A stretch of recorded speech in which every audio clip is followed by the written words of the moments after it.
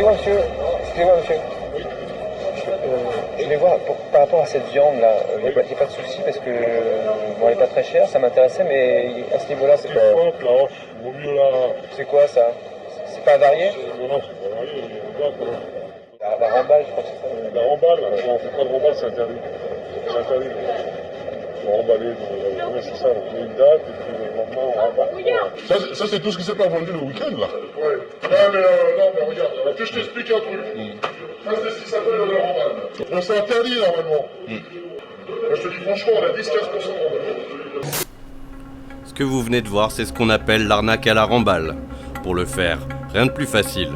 La viande est retirée de son emballage, puis redécoupée, puis mise dans une barquette neuve.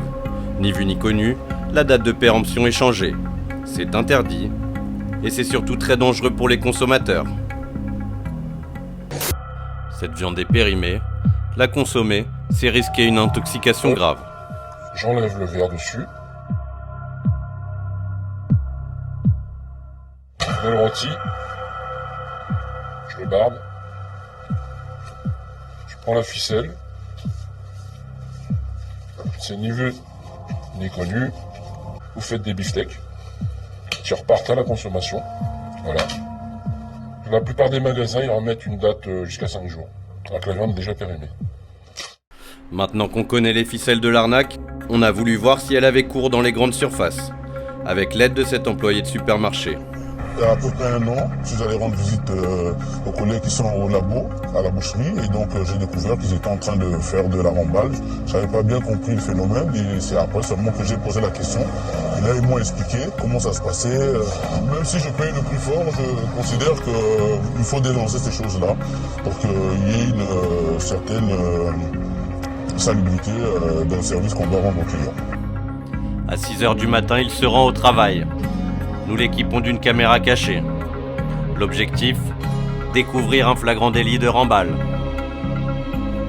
Et pour ça, direction le laboratoire de cette grande enseigne.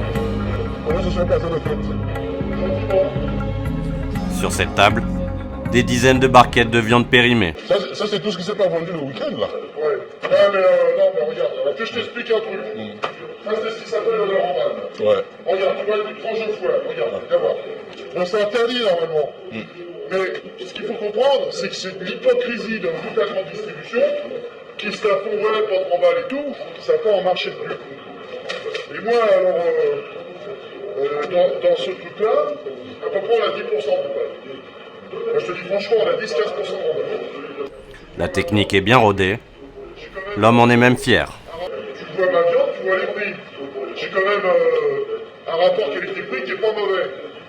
On peut même dire que je suis moins cher de la région.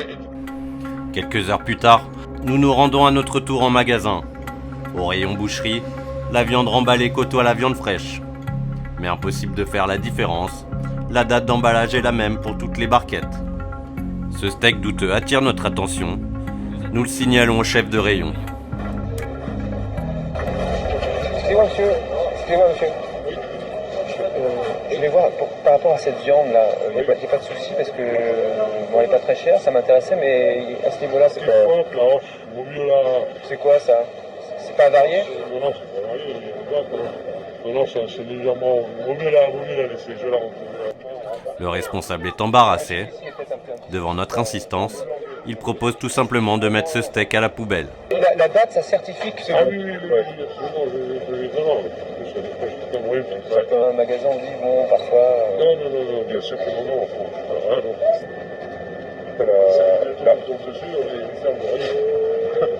C'est la remballe, je crois que c'est ça. La remballe, on ne fait pas de remballe, c'est interdit. C'est interdit. On va remballer, c'est ça, on met une date et puis le lendemain on remballe. Parce que je me suis dit ici, il y a peut-être un petit souci, quoi. Bon, non. Vous l'aurez compris, cette vidéo date de 2007. Mais depuis, les scandales autour de cette pratique se sont multipliés, laissant penser que la filière viande est hors de contrôle.